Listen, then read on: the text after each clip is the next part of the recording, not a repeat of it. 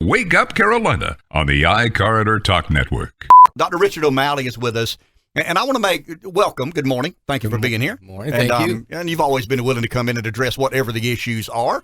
And you know me to be someone who likes what you've done in matters relating to the accountability and the financial arrangements within our school district. I think there's been tremendous improvement in our taxpayer dollars being properly accounted for, and the people within the school district being held accountable to the job they perform or not. And I congratulate you on that and applaud you and commend you for doing that. We may have a little different opinion here this morning, but welcome and thank you for being here. Well, thank you for having me. And I think what's important, and I appreciate you having me on, is not that I ever hide from an issue. And I think we need to talk more. I think that's where we've lost our country is you and I can philosophically disagree or agree or just part, but at the end of the day, we all know we want to move everything forward, whether it's our school district or our city. So we just got to talk. No question about it. I want to establish one thing and ask you during the break, and I want our listeners to understand. When I was on county council, it was the only employee that I had a hand in. What was the administrator? The administrator, the county council composed the notes on a sheet of paper. It was the administrator's job to be the leader of the orchestra and make sure the entire county was playing the music of which we had composed. The only person I was responsible for in that county's government was the administrator. Is that similar to the relationship that a school board has with a superintendent? That is correct. The board is a policy-making body that really only has those powers when they have that meeting once a month. The rest of carrying out those policies are for the superintendent or his designee to carry out. And that this is where I'll start. So from your perspective, was a vote necessary or required in addressing the wearing or not of mask in Florence School District 1? That's an interesting point. The school board wanted to do that. I'm a big fan of trying to protect my school board. Some people out there are probably saying it's crazy. These people are after you all the time. Why would you want to protect them? Well, it's a tough issue, and I want to make sure that they're elected. And I know what it's like to be elected. You get a lot of people telling you, and you get swayed by that. And I want them to know my recommendation comes from what's really happening and what are our options. So, but it should be a recommendation from the superintendent, and then a board vote, which occurred last Thursday. And you believe the right decision was made. You're supportive of the mask mandate requiring kids to wear masks when they're on school grounds. Yes, right now. And let me go into that if sure, I may. Sure, absolutely. We ended the school year last year, no masks, as much as we could be normal. You attended your daughter's graduation, full capacity, without mask, and we thought we were on the trend of coming back all summer. There was nothing trending. We started school. We were one of only 2 districts that started so early. There was no indication that those things were happening. This variant was going to get to where it was. First week of school, we had 8 students, 8 staff, didn't pop up on the radar. Second week, 100. Third week, we're at almost 400. So we didn't start with the mask mandate. We encouraged it and did that. But now we're in a different stand. We're almost, I get away from, hey, we'll follow the science. Now it's about following the math. If you do this mathematically, I should almost double every week the number of positive cases. And I think what we worry about in our school district is not so much the positive cases, but then all those rules for quarantining, which doubles or triples the number of kids out of school. So we have to make some sort of decision now where we are. It's like flying the plane. And you know what? Storm pops up. You don't just keep flying in and say, hey, it is what it is. You've got to redirect. And when I open my toolbox to say, what can I do to help in some way, I don't really have a lot of options. And so my options are send everybody home. I was very clear about virtual school, what it is and what it's not in this week's morning news. And it has nothing to do with teachers. It's just we're not ready for that to be 180 days. And the lower grades really suffer the most. And I think the other 2 things I have are vaccinations and a mask. And we could argue all day long about whether a mask does whatever it does. But for me, in my world, anything that adds value to try to accomplish our goal, and our goal remains the same. We want to stay open. We want kids to be in school. We want people to have jobs and move the economy. Because remember, almost a year ago to the day, I mandated masks. And we went 10 months. And I said this at the board meeting the other night, not a single person ever called me, emailed me, or complained about wearing a mask. We did it because we wanted to. And so this right issue was there then, but nobody said. So to me, I believe this is the right decision. This is really all I have. And people have to understand that I don't have the choice to do nothing. That's never, we're educators. We don't get that choice. And at the end of the day, you know, and I know what lurks out there in the back of my mind every day when I get up in the morning is, God forbid if someone dies, teacher, staff, that's on my watch. And I live by, what did you know and what did you do? And I just can't have that. And that's a problem. And I respect that. There's a couple of arguments to make. One is the give me liberty or give me death, you know, and that's as old as the country is. And there's some who believe that this is government intrusion. This is a violation of their constitutional right. You know, the parents should be the one in charge of their kids' health and well-being when they send them to a public institution, K through 12 public education. My argument's a little bit different, and I want to get your take on my argument. You and I were talking during the break. There is empirical data that shows the vaccine works. I mean, there are certain subsets of the American population that should have been vaccinated on day one. The second the vaccine became available, there's enough data gathered now that says clearly that works. There's been a lot of research on masks. There have been a lot of studies on masks. There is no conclusive evidence that masks work or not. So when I talk about give me liberty or give me death, I mean, I'm a constitutional-loving conservative, and I believe that. But fundamentally, my argument in my opposition to the mask mandate is the lack of data or analysis that says the mask keeps kids safer. Respond to that if you don't mind. Not a question as much as a comment. And we can make that.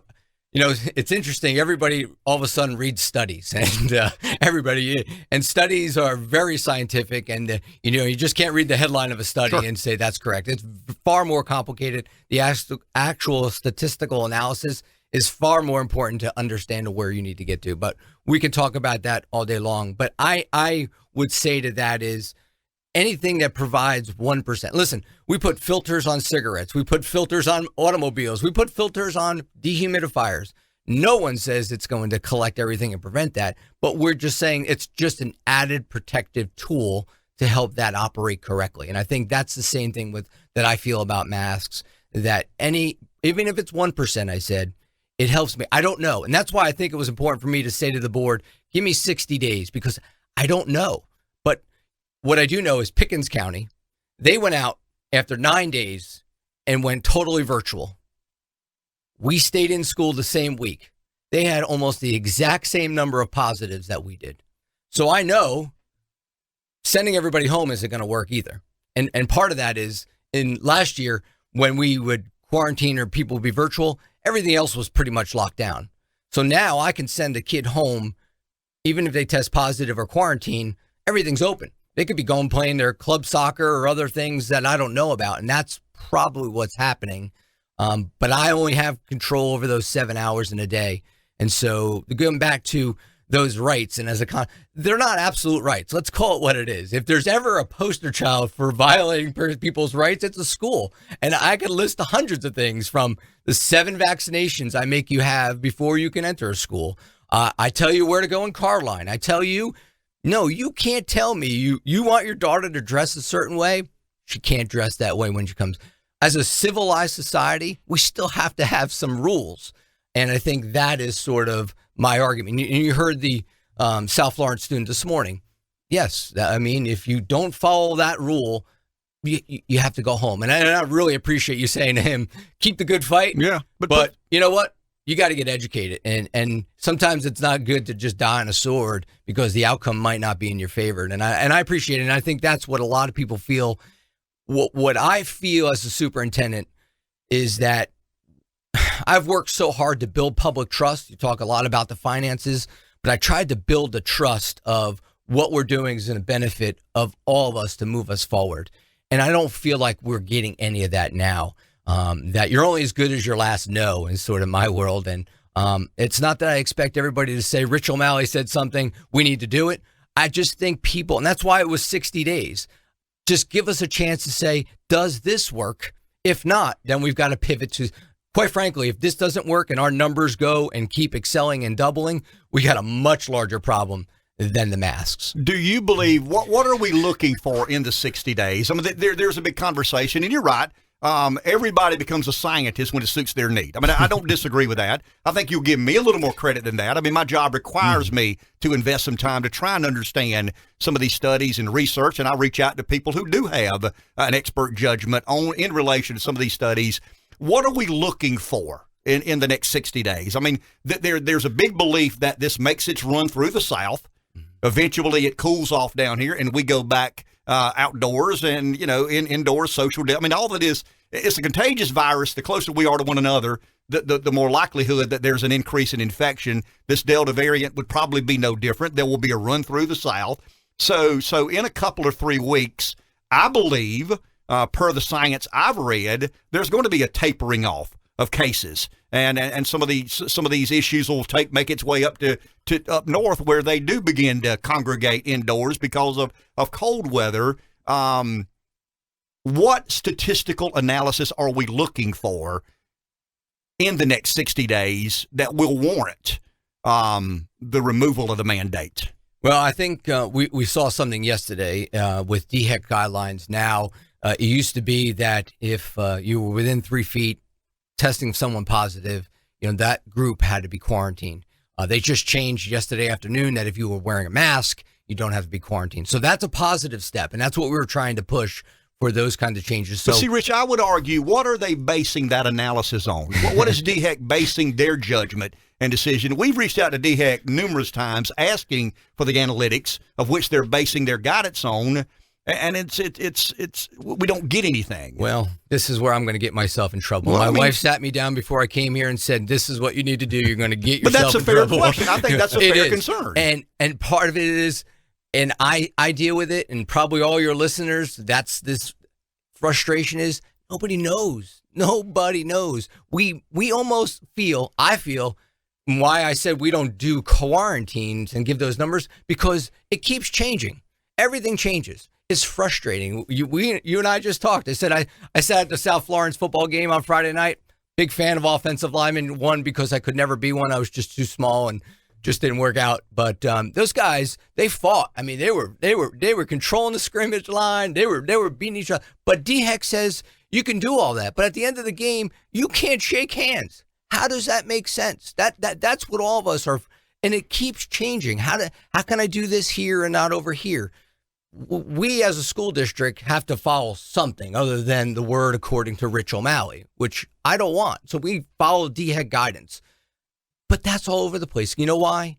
Because they don't know. And that's what's frustrating to all of us. Somewhat scary. And that vacuum is filled by other things at this point in time. When you don't have that kind of leadership, people question it.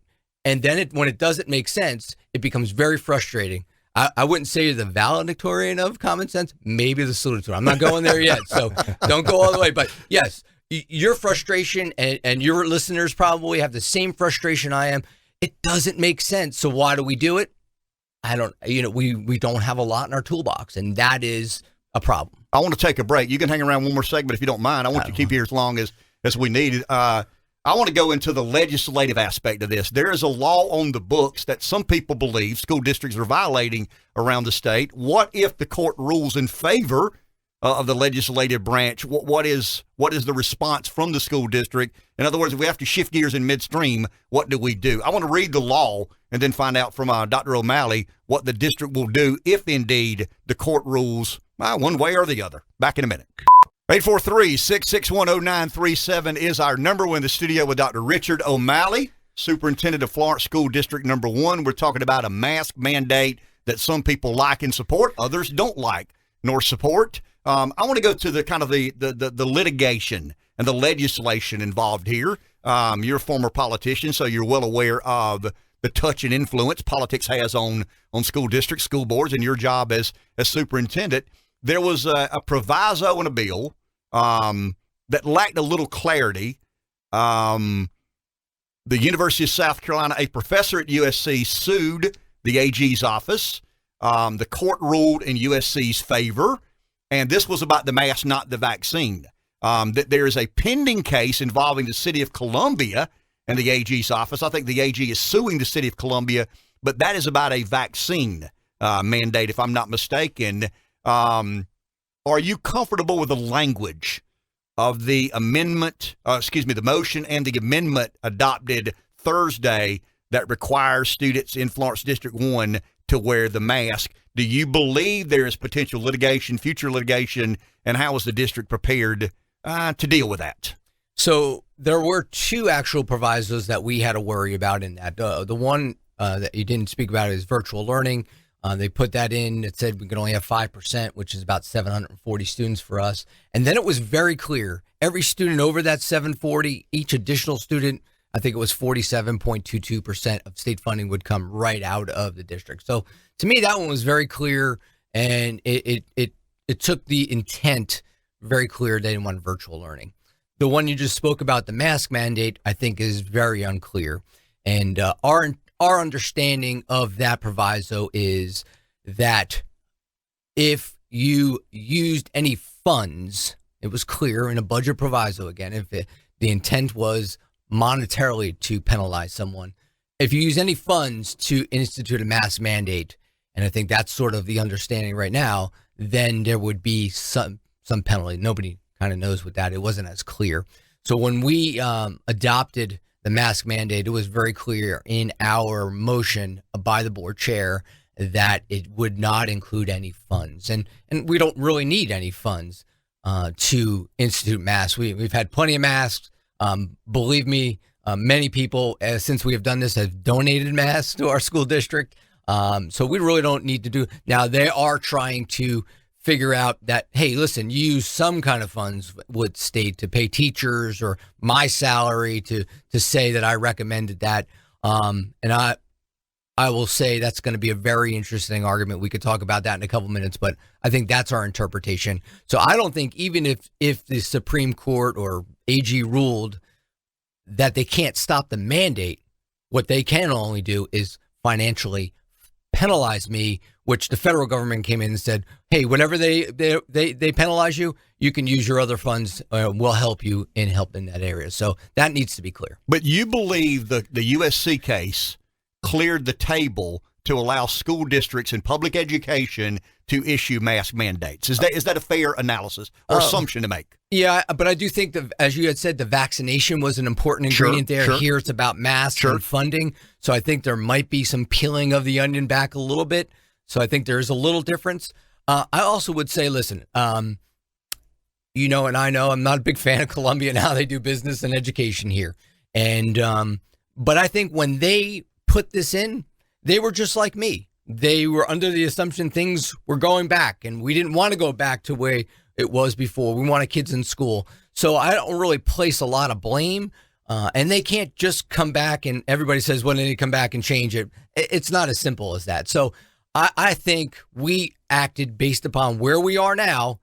But this was enacted at a time where none of this was being talked about and nobody could foresee it. If you said you could see this happening, well, it's just not right. Sure. I mean, there's no way you could say that. And there's a lack of clarity in what the punishment is, what the penalty is if you violate the proviso. Is that fair? Yeah, and it's just going to be financial. Nobody, I believe that they can't come back and say you can't do the mask mandate, but we're going to penalize you for doing it. Okay. I want to shift gears. We heard, I've heard this from several parents and organizations within the school district, that litigation is coming. I mean, we live in a litigious society. I mean, if we disagree, we don't legislate anymore. We litigate. That seems to be the American way.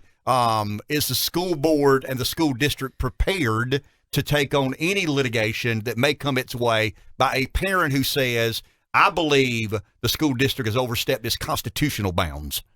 I say I get sued every day. Okay. Whether it's a special ed parent or someone who trips and falls. So for me, that's just the nature of our business, and even in businesses, it's sort of we are prime to be sued because people look at us as having a lot of cash, and that a lot of lawyers can try to get. So Sure. that's their right. But from a school district standpoint, that's just part of our daily practice of what we do. And the consequences of someone showing up to school without a mask on are going to be consistent and will be exactly what? Just like the caller said earlier on the day, we treat it just as if you come to school under a dress code, or you didn't follow the rule of having your cell phone away, those kinds of things, we send you home.